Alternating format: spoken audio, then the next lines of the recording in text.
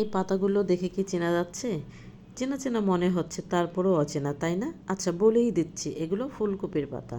তো ফুলকপির পাতা দিয়ে কি করা যায়? ফুলকপির পাতা দিয়ে কিন্তু আসলে অনেক অনেক কিছু করা যায়, অনেক আইটেম করা যায়, অনেক মজার মজার খাবার বানানো যায়।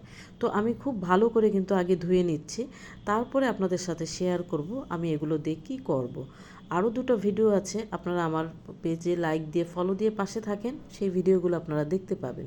ধোয়া শেষে আমি পাতাগুলোকে কিন্তু দুইভাবে বাছাই করে রাখবো, একটা একদমই কচি পাতা এবং একটা কম্পারেটিভলি একটু কম কচি।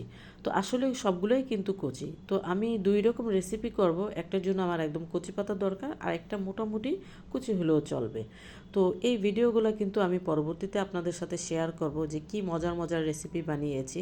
তো এই ভিডিও পেতে হলে অবশ্যই কিন্তু আমার পেজের সাথে আপনাদের যুক্ত থাকতে হবে। তো যুক্ত থাকার সিস্টেম একটাই, সেটা হলো ফলো দিয়ে লাইক দিয়ে রাখা এবং একটা কমেন্ট করে রাখবেন, যেন পরবর্তীতে যে কোনো আমার ভিডিও, যে কোনো আপনাদের মজার মজার আইটেম যদি আমি করি, যেন আপনারা সেই ভিডিওগুলো পেতে পারেন। তো আজকের মতো আপাতত এখানেই শেষ। সবাই ভালো থাকবেন আর দোয়া করবেন আমার জন্য। আল্লাহ হাফেজ।